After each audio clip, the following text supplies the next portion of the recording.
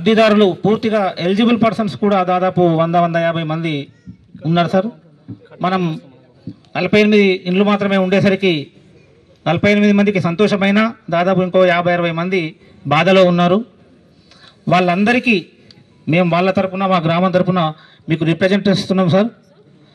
దాదాపు ఇంకో 50-60 మంది మీ మీద ఆశతోని మేము కూడా చెప్పాం సార్ వాళ్ళకు.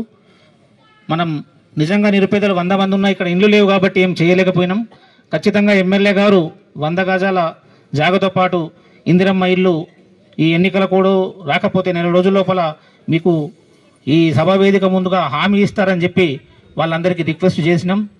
వాళ్ళు హామీ కోసం వచ్చినారు. ఈ సభాముఖంగా వాళ్లకు మీరు హామీ ఇచ్చి వాళ్ళ అప్లికేషన్ అధికారులు ఎవరైనా జనార్దన్ చైర్మన్ నియోజకవర్గంలోనే కాదు మొత్తం జిల్లాలో మొట్టమొదటిసారిగా గత ప్రభుత్వము ప్రారంభించినటువంటి డబుల్ బెడ్రూమ్ ఇండ్లను మరి వాళ్ళు ఎక్కడ కూడా పంచలేదు.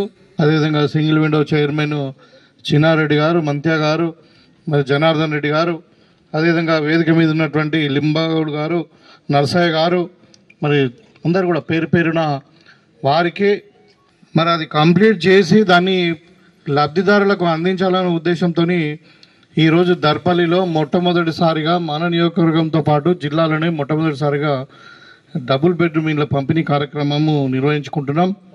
అది కూడా దర్పల్లిలో నిర్వహించడం నిజంగా చాలా సంతోషకరం.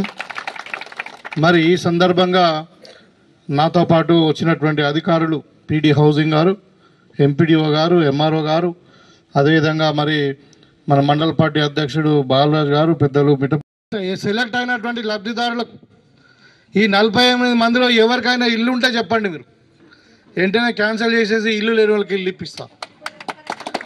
అర్థమైందా? ఇల్లు ఉంటే ఇల్లు క్యాన్సిల్ చేసి ఇల్లు లేని వాళ్ళకి ఇప్పిస్తా. అయితే చెప్తా ఉన్నా, అందుకని ఎవరికి అన్యాయం జరగాలే, నిజమైన అర్హులకే ఇండ్లు ఇచ్చినాం. కాకపోతే ఆ లబ్ధిదారులు ఎక్కువ మంది ఉన్నారు కాబట్టి అందరికీ రాకపోవచ్చు. కాబట్టి వాళ్ళకు కూడా త్వరలోనే ఫేజ్ 2లో తప్పకుండా మన అసైన్మెంట్ కమిటీ వచ్చిన తర్వాత, ఇప్పుడు మన వాళ్ళు చెప్పిన ప్రకారం, ఎంపీడీఓ చెప్పిన ప్రకారం హార్డ్లీ ఇంకో 150 మంది ఉంటారు. మందికి ఎంత పడో ఒక 4 ఎకరాల భూమి కొనుక్కుంటే సరిపోతుంది. 75 గజాలు అంటే ఎకరానికి 30-40 ప్లాట్లు వస్తాయి. మనం ఒక 5 ఎకరాలు ఉన్నామంటే 150 ప్లాట్లు వస్తాయి. ప్లాట్లు వేసి మీకు రోడ్లు వేసి మీకు ఇంధనం మిల్లు ఇస్తాం రెండో ఫేజ్లో. కాబట్టి ఎవరు ఆందోళన చెందే అవసరం లేదు. ఎందుకంటే ఇది కాంగ్రెస్ పార్టీ, మేము ఇచ్చిన మాట మీద నిలబడి ఉంటాం. పని ఇయ్యాల కాకుండా రేపైతే వచ్చు, కానీ మాట మార్చేది లేదు. గత 15 నెలలకు అబద్ధం చెప్పాం. గతంలో ఎన్ని మాటలు చెప్పారు అన్నీ మీకు తెలిసిగా. మళ్ళీ ఇక పాత దాంట్లోకి పోకుండా ఇవాళ మేము ఇచ్చిన మాట మీద మీకు అందరు కూడా ఇందిరమ్మ ఇండ్లు ఇస్తున్నాం. ఇక్కడ మన దర్పల్లిని 90 ఇండ్లు ఇచ్చినాం. ఇంకా ఎవరికైతే భూమి ఉండి ఇంకా కట్టుకుంటారో వాళ్ళందరూ కూడా రెండో ఫేజ్లు ఇస్తాం ఇండ్లు. తర్వాత జాగలేని వాళ్ళకు జాగిస్తాం. ఇందిరమ్మ కడుతుంది ఉన్నది ఇంకా 2 సంవత్సరాలు కావడానికి ఇంకా 3 ఏళ్ళు ఈ ప్రభుత్వం ఉంటుంది. 3 ఏళ్ళు నేను ఎమ్మెల్యేగా ఉంటా. మరి ఈ 3 ఏళ్లలో దర్పల్లిలో ఏ ఒక్కరికి కూడా ఇండ్లు లేని వాళ్ళు ఉండకుండా 100% అందరికీ ఇండ్లు కట్టించే బాధ్యత మాది అని చెప్పి ఈ సందర్భంగా మీకు తెలియజేస్తాం.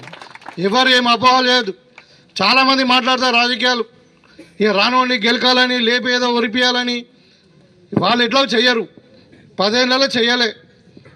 అర్థమైందా? బీజేపీ వాళ్ళు అయితే వాళ్ళు చేసేది లేదు, దిక్కు లేదు, ఏమంటే ఏం లేదు. అది ఒట్టిగానే కయ్యం పెట్టుడు కూర్చుండు తప్పితే టైం వస్తే జై శ్రీరామ్ అనుడు. ఇంకా అంతకంటే కళ్ళకేం శాతనే కాదు. అందుకని ఇలా మాట్లాడుతూ ఉన్నారు. ఓడో ఒకడు అక్కడక్కడ లేపి ఏదో ఇట్లా లొలిపెట్టురు అనే ప్రయత్నాలు కూడా చేసిరు. అవన్నీ పప్పులుడికాయి. మేము నిజాయితీగా వచ్చినాం ఇక్కడికి, నిజాయితీగా అర్హులు ఉన్న వాళ్ళకి ఇస్తున్నాం, రాని వాళ్ళకి మళ్ళీ ఇస్తాం.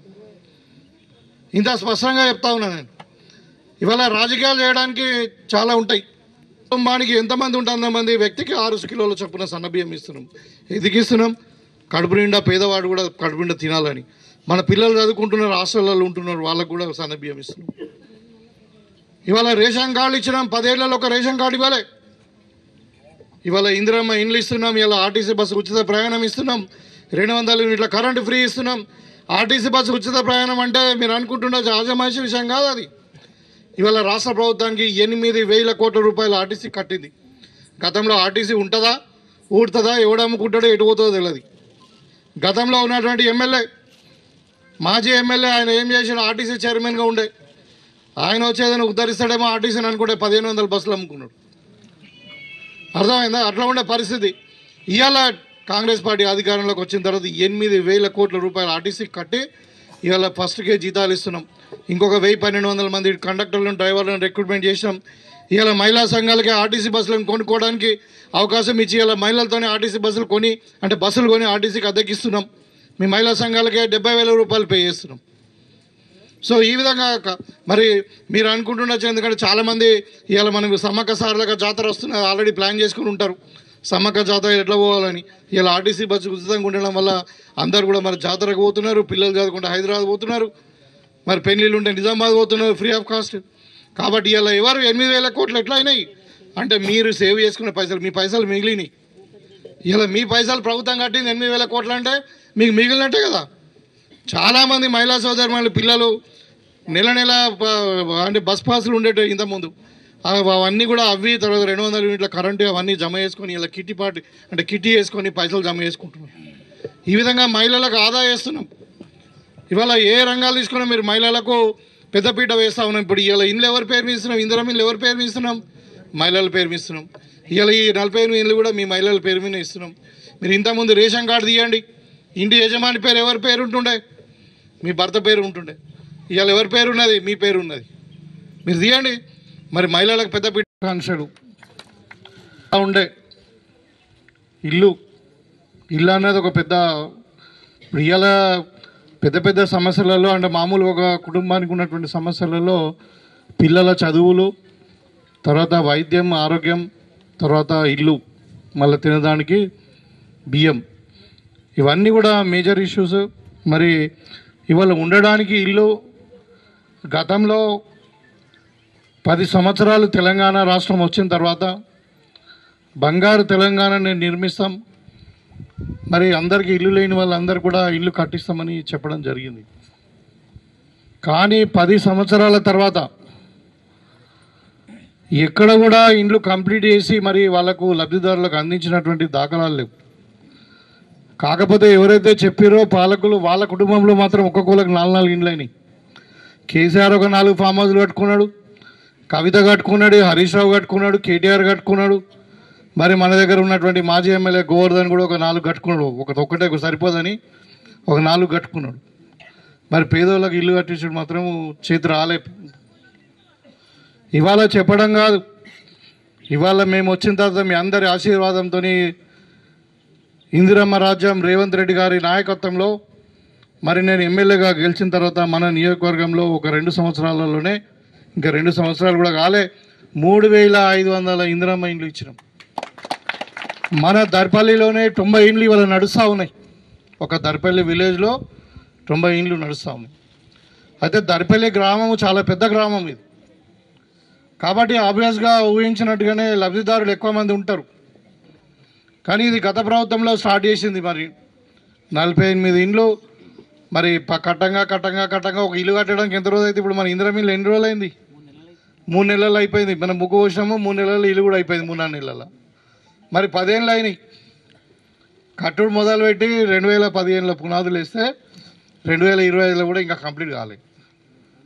అది మరి అయినాక ఇవాళ సరే దాన్ని అట్లనే వదిలేస్తే ప్రభుత్వానికి నష్టం జరుగుతుంది అని చెప్పి మరి దీన్ని అన్నీ కూడా కంప్లీట్ చేసి దీన్ని లబ్ధిదారులకు అందించాలని నిర్ణయించినప్పుడు నిజంగానే అన్నట్టు 200 పైచిలకు లబ్ధిదారులు. ఇక ఈ డబుల్ బెడ్రూమ్ ఇళ్ళ లబ్ధిదారులు ఎవరంటే ఇందిరమ్మ ఇండ్లకేమో ఎవరికైతే జాగా ఉండి ఇల్లు కట్టుకునే వాళ్ళకి ఇందిరమ్మ ఇండ్లు, మరి ఎవరికైతే జాగా లేదు కట్టుకోవడానికి మరి వాళ్లకు ఇప్పుడు తొలి విడతగా మరి ఇన్కంప్లీట్గా ఉన్నటువంటి నియర్ కంప్లీట్గా ఉన్నటువంటి 48 ఇండ్లు ఇస్తూ, ఇంతవరకు మా నాయకులు కూడా మీరందరూ కూడా మీరు అడగలే కానీ వాళ్ళే అడుగుతారు మీ తరఫున, ఎవరికైతే ప్లాట్లు లేవో ఎవరికైతే ఇండ్లు లేవో వాళ్ళందరూ కూడా 100% 75 గజాల జాగా గవర్నమెంట్ ఇవ్వాలని నిర్ణయించింది. 75 గజాల జాగా ఇచ్చి ఇదే ఇందిరమ్మ ఇల్లు 5 లక్షల చొప్పున మీకు అలాట్ చేసి అందరు కూడా ఇల్లు కట్టించే బాధ్యత నాది. ఇది కాంగ్రెస్ పార్టీ ఇచ్చినటువంటి మాట. కొద్దిగా ఆలస్యం అయితే వచ్చి గవర్నమెంట్ అన్నప్పుడు ఇలా ఆల్రెడీ 3,500 మన ఊళ్ళో 90 ఇండ్లు నడుస్తున్నాయి. ఇప్పుడు ఇవి ఇన్కంప్లీట్ ఉన్నాయి కొంచెం ఇంకా. ఇవి కూడా మరి మొన్నడాగా చూసినాం ఒకసారి మేము వచ్చేసరికి మొత్తం మేకలు ఉన్నాయి ఇంట్లో, మేకలు పందులు అంత పిచ్చి మొక్కలు మొలిచి ఇంత మనుషులు ఉండేటట్టు లేకుండే. సో ఇవాళ మనం అన్నీ కూడా ఇది క్లీన్ చేయించుకొని మరి లబ్ధిదారులను కూడా ఎట్లా ఎంపిక చేసామంటే ఎవరు ఏ రాజకీయ నాయకుడు ఎంపిక చేయలే, మీరు ఇచ్చిన అప్లికేషన్స్ అందరు కూడా స్క్రూటినీ చేసి మరి కంప్యూటర్ ద్వారా మొత్తము దాని వెట్టింగ్ అంటారు, వెట్టింగ్ చేసి మరి ఎంపీడీఓ తర్వాత వీళ్ళు హౌసింగ్ వాళ్ళు కలిసి చేసినటువంటి సందర్భంలో మనము సరే లబ్ధిదారులు కొంచెం ఎక్కువ మంది ఉన్నారు. ఇప్పుడే మన మార్కెట్ కమిటీ చైర్మన్ ముప్పగంగారెడ్డి గారు వచ్చారు, వారికి కూడా వేదిక మీదకి ఆహ్వానిస్తూ ఉన్నాం.